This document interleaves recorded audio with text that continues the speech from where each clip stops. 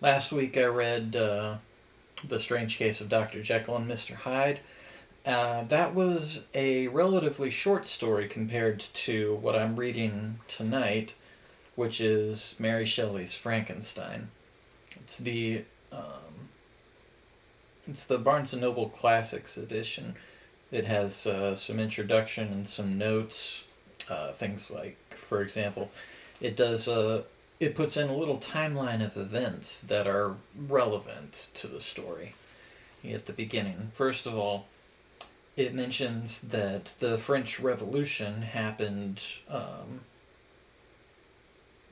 just a few years prior to Mary being born. It mentions that her mother, Mary Wollstonecraft, was author of the proto feminist essay A Vindication of the Rights of Women, and that she was a member of an intellectually radical circle that includes William Blake, William Godwin, uh, Thomas Holcroft, James Johnson, Thomas Paine, and William Wordsworth. And so you see that Mary's Mary comes by her habit of hanging out with other authors and even marrying one of them to be, you know, sort of a family tradition. Uh, let's see. Mary Wollstonecraft Godwin, who later became Mary Shelley, was born in 1797. Her mother died from complications from the birth just a few days later. Um,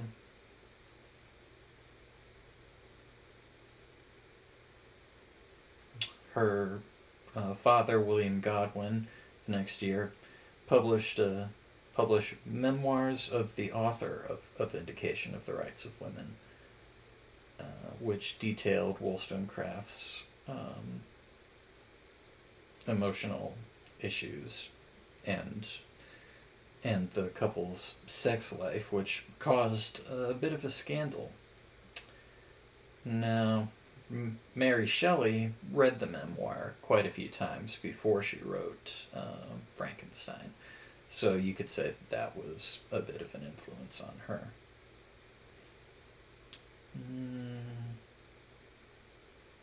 Some more information here um, about the family from that point on.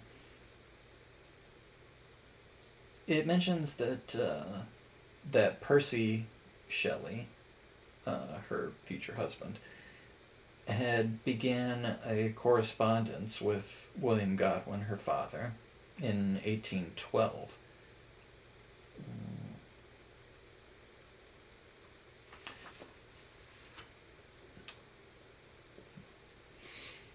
There's various stuff in here about Mary's early life.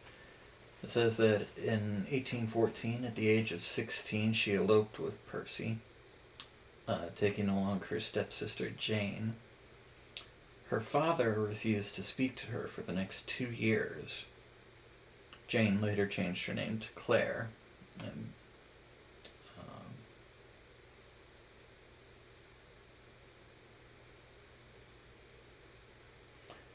Mary, in 1815, gave premature birth to an unnamed daughter who had died within days.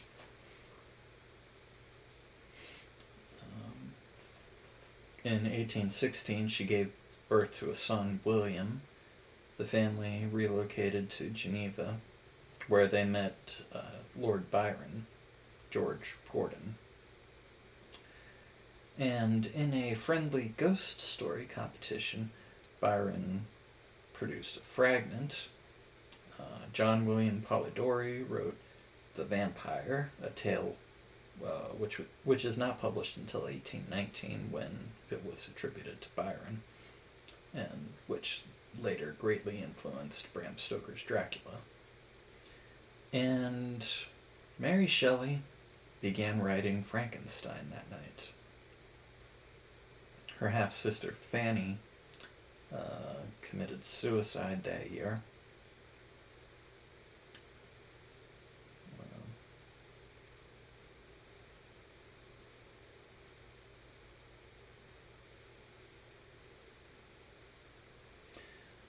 There's various other tragic situations and circumstances throughout her life. It's not a very happy life for Mary. Although, well, I should say it's not a very ideal life. I'm sure she had uh, happiness, otherwise she wouldn't have stayed with Percy. They did have children together. They lived in various places. And in 1818, Frankenstein, or the modern Prometheus, was published anonymously in 3 volumes, and it was an overwhelming success.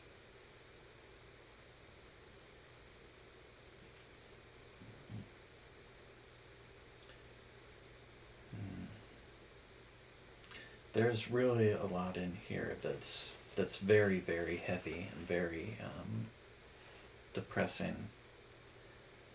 I don't know how much of it I should get into here, but if you get this this edition of it, or if you just, I guess look up stories on accounts of Mary Shelley's life in general, you'll be able to go through some very sad and upsetting accounts.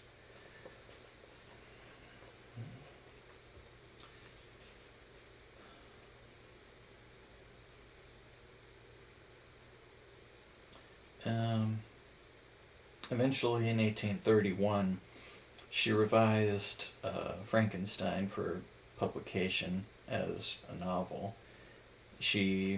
In this edition, she includes an introduction that reveals a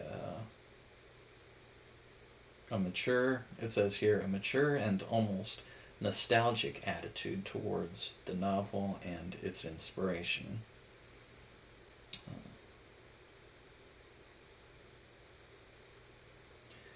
And in 1851, at the age of 53, Mary Shelley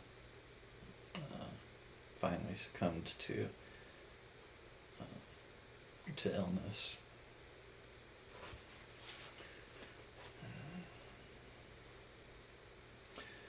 It notes in here that the first film adaptation of Frankenstein was in 1910, and it was produced by Thomas Edison. It also says that James Whale's famous film adaptation premiered in 1931 with Boris Karloff as the monster. It's probably the best known and most popular of the films made from Shelley's novel.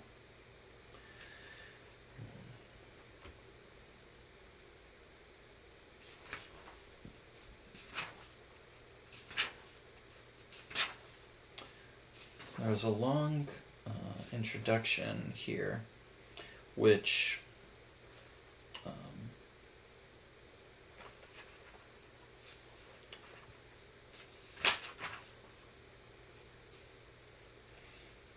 is written by a woman named Karen Carbiner, PhD in English and Comparative Literature from Columbia University. She has taught courses on British and American Romanticism, as well as the connections between poetry, music, and visual arts at Columbia, the Cooper Union, and Colby College. She also teaches at New York University.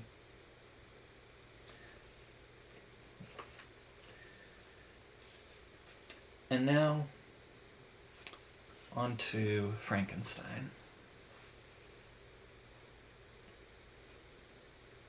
There's a quotation at the beginning here from Paradise Lost by John Milton.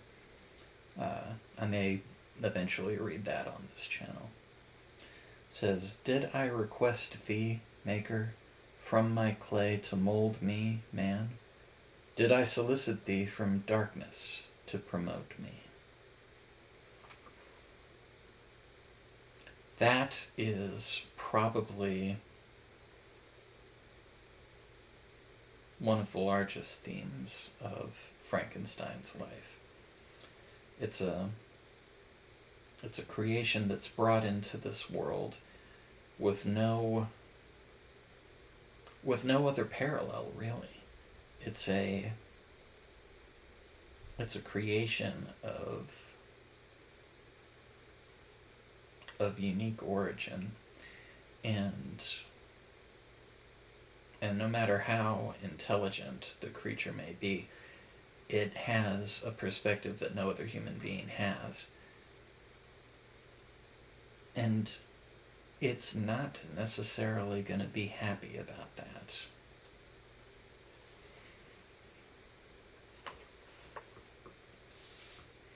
It's dedicated to William Godwin.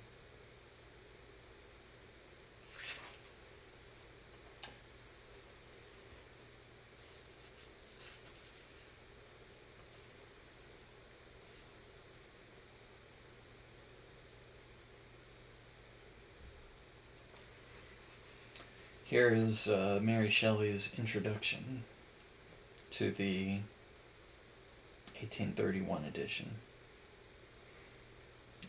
I'll read just a little bit of this. The publishers of the standard novels, in selecting Frankenstein for one of their series, expressed a wish that I should furnish them with some account of the origin of the story. I am the more willing to comply because I shall thus give a general answer to the question so very frequently asked me, how I, then a young girl, came to think of and to dilate upon so very hideous an idea. It is true that I am very averse to bringing myself forward in print, but as my account will only appear as an appendage to a former production, and as it will be confined to such topics as have connection with my authorship alone, I can scarcely accuse myself of a personal intrusion.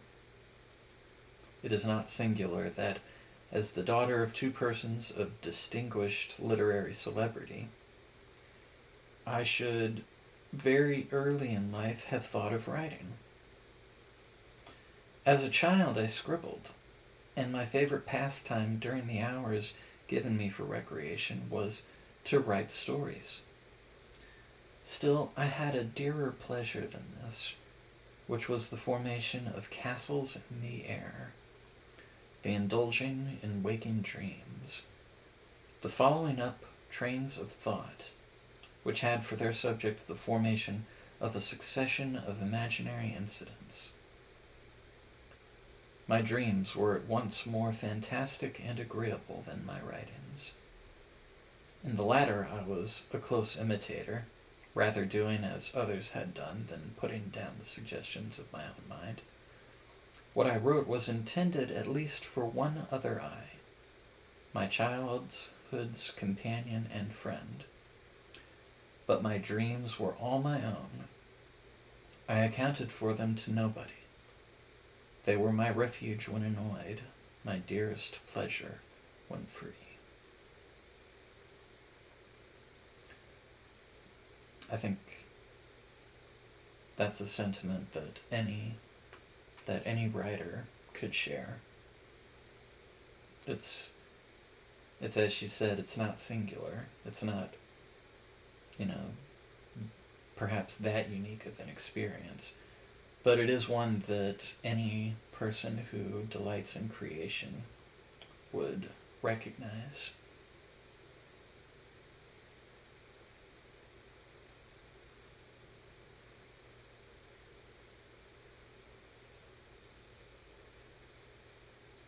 She goes on to describe her time in Scotland, a place that she loved and that is used in Frankenstein.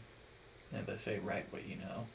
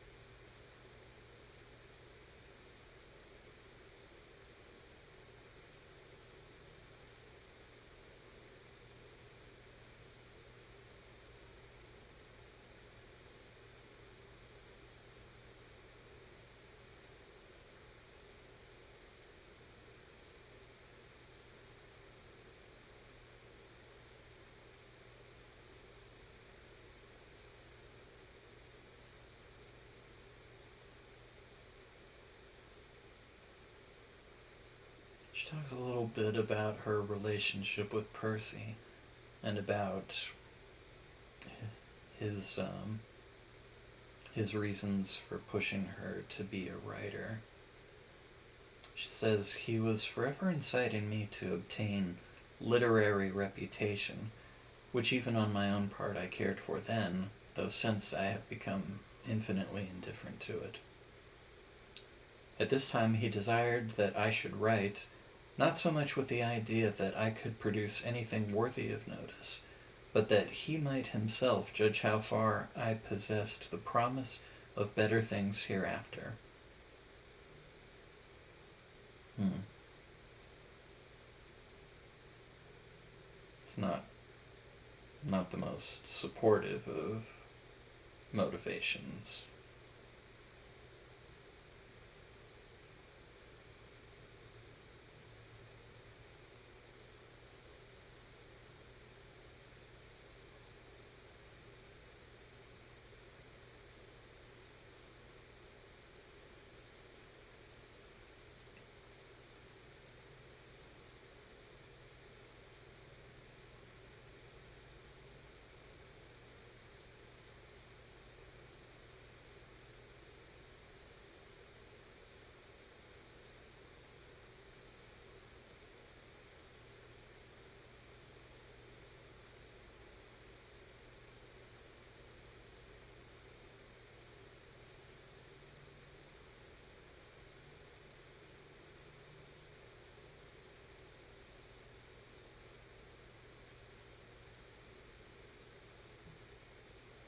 She talks about meeting Lord Byron and about how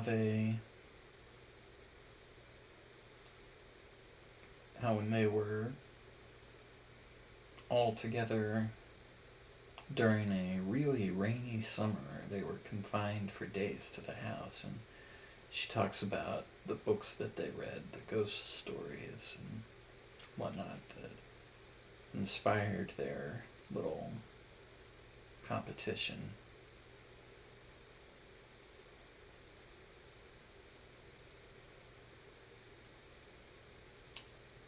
I have not seen these stories since then, but their incidents are as fresh in my mind as if I had read them yesterday.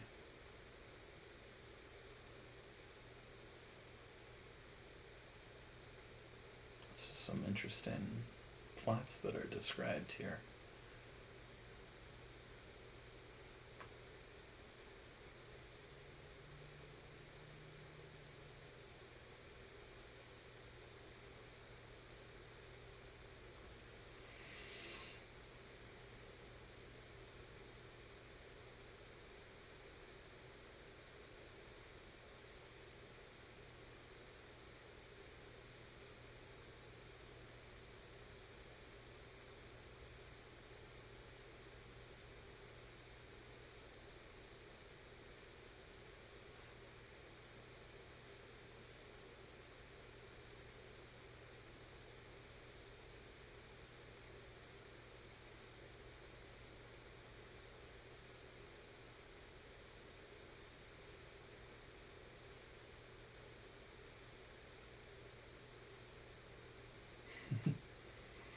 She mentions the different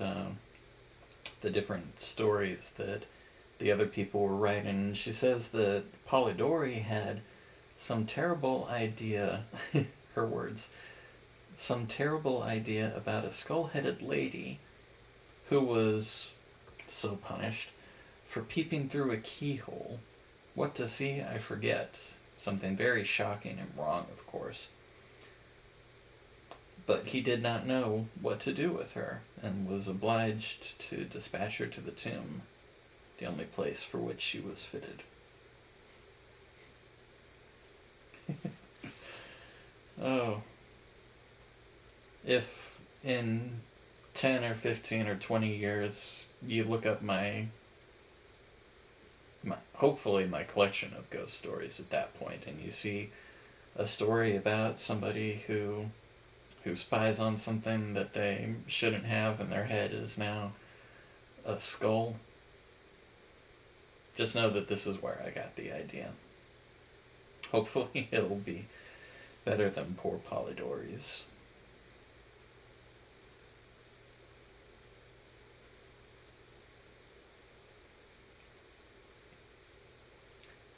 Here she says, I busied myself to think of a story to rival those which had excited us to this task. One which would speak to the mysterious fears of our nature and awaken thrilling horror. One to make the reader dread to look around, to curdle the blood, and quicken the beatings of the heart. If I did not accomplish these things, my ghost story would be unworthy of its name. I thought and pondered vainly. I felt that blank incapability of invention which is the greatest misery of authorship, when dull nothing replies to our anxious invocations. Have you thought of a story? I was asked each morning, and each morning I was forced to reply with a mortifying negative. Oh, writer's block. Will you always be the bane of every writer's existence?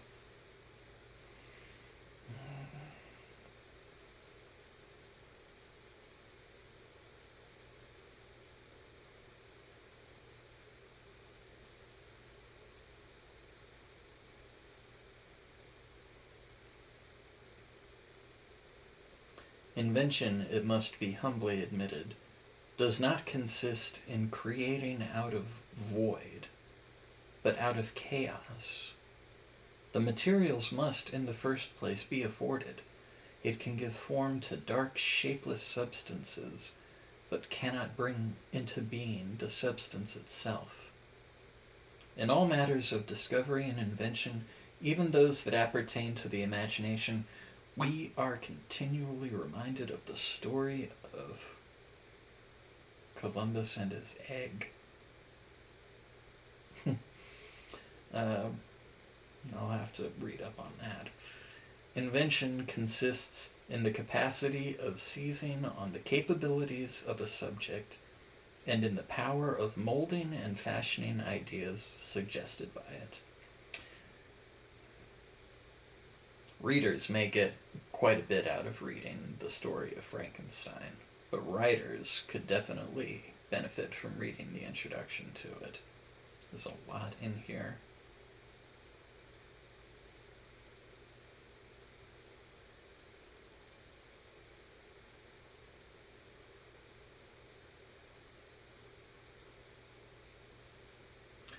Here we go. Many and long were the conversations between Lord Byron and Shelley, to which I was a devout but nearly silent listener. During one of these, various philosophical doctrines were discussed, and among others, the nature of the principle of life, and whether there was any probability of its ever being discovered and communicated. They talked of the experiments of Dr. Darwin. I speak not of what the doctor really did or said that he did, but, as more to my purpose, of what was then spoken of as having been done by him,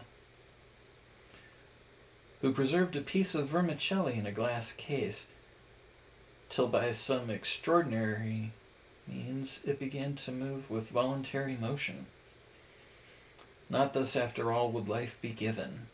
Perhaps a corpse would be reanimated. Galvanism had given token of such things. Perhaps the component parts of a creature might be manufactured, brought together, and endued with vital warmth. Night waned upon this talk, and even the witching hour had gone by before we retired to rest. When I placed my head on my pillow, I did not sleep, nor could I be said to think. My imagination, unbidden, possessed and guided me, gifting the successive images that arose in my mind with a vividness far beyond the usual bounds of reverie. She is such an excellent writer. I mean, just the way she talks about the writing process, about how sometimes it just happens to you. I saw with shut eyes but acute mental vision. I saw the pale student of unhallowed arts kneeling beside the thing he had put together. I saw the hideous phantasm of a man stretched out, and then, on the working of some powerful engine, show signs of life and stir with an uneasy, half-vital motion. Frightful must it be, for supremely frightful would be the effect of any human endeavor to mock the stupendous mechanism of the Creator of the world. His success would terrify the artist. He would rush away from his odious handiwork, horror-stricken. He would hope that, left to itself, the slight spark of life which he had communicated would fade, that this thing which had received such imperfect animation would subside into dead matter, and he might sleep in the belief that the silence of the grave would quench forever the transient existence of the hideous corpse which he had looked upon as the cradle of life. He sleeps, but is awakened. He opens his eyes. Behold, the horrid thing stands at his bedside, opening his curtains and looking on him with yellow, watery, but speculative eyes. I opened mine in terror. The idea so possessed my mind that a thrill of fear ran through me, and I wished to exchange the ghastly image of my fancy for the realities around. I see them still. The very room, the dark parquet, the closed shutters with the moonlight struggling through, and the sense I had that the glassy lake and white high Alps were beyond. I could not so easily get rid of my hideous phantom. Still it haunted me. I must try to think of something else. I recurred to my ghost story, my tiresome, unlucky ghost story. Oh, if I could only contrive one which would frighten my reader as I myself had been frightened that night. Swift as light and as cheering was the idea that broke in upon me. I have found it! What terrified me will terrify others, and I need only describe the spectre which haunted my midnight pillow. On the morrow I announced that I had thought of a story. I began that day with the words, "It was on a dreary night of November," making only a transcript of the grim terrors of my waking dream.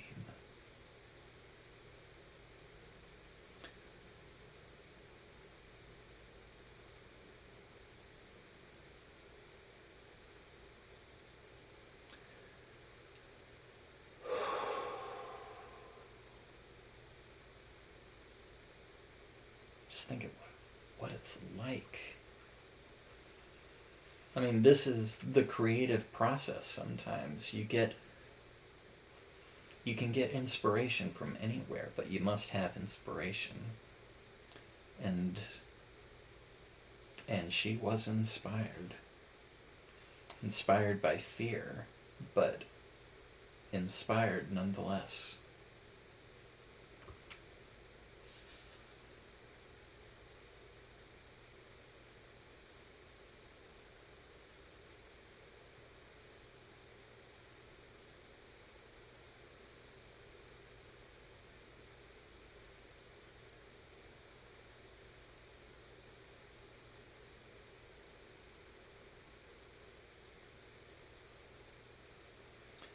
And now once again I bid my hideous progeny go forth and prosper. I have an affection for it was the offspring of happy days, when death and grief were but words which found no true echo in my heart. Its several pages speak of many a walk, many a drive, and many a conversation when I was not alone, and my companion was one who, in this world, I shall never see more. But this is for myself. My readers have nothing to do with these associations. I will add but one word as to the alterations I have made. They are principally those of style. I have changed no portion of the story, nor introduced any new ideas or circumstances. I have mended the language where it was so bald as to interfere with the interest of the narrative, and these changes occur almost exclusively in the beginning of the first volume. Throughout, they are entirely confined to such parts as are mere adjuncts to the story, leaving the core and substance untouched. That's the end of her introduction to the 1831 edition. I recently, I'm gonna detour from this for a little bit. I recently put in some revisions to some of my own short stories that I've published online over the last decade or so. And of course, time goes by, you go back, you look at your work, you think, I could change this or I could change that. But you're like, well, I already put it out there. If I change it, people are going to notice. But they were just small changes ultimately. Nothing that changes the story itself. Like she says, I didn't introduce any new ideas. Although, in the case of my Seven Fell stories, I'm still writing more of them, and occasionally I'll finesse the early ones so that they'll be more, so that they'll flow more smoothly into the other ones. So if you've already bought copies of my first two Seven Fell stories, and then you were to look at the editions, the 2022 editions that I have up now, you may notice some slight changes to them, but that's just to make sure that what happens in book 3, which I just published, is just to make sure that they match up as close to 100% as possible. Those are the only differences that I've made, the only changes that I've made in them. Now, back to Frankenstein. There's a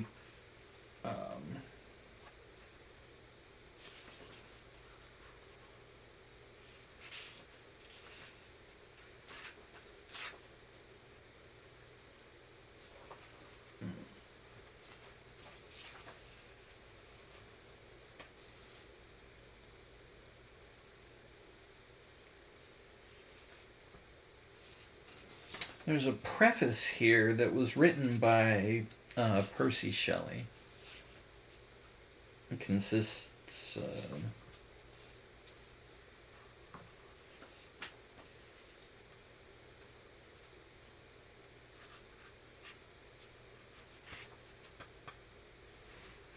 hang on a minute.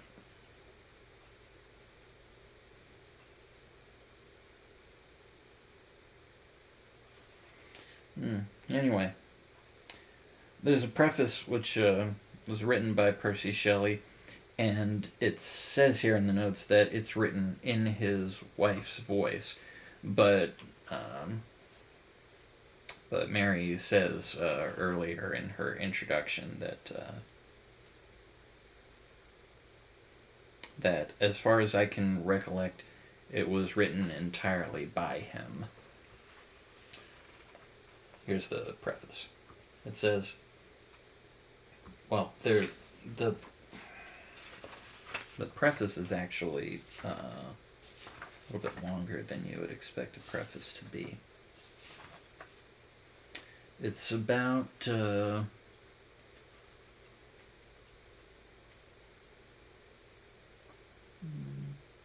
it's about 15 pages actually. Before we get to chapter 1. So I think for right now I'm just gonna pause this.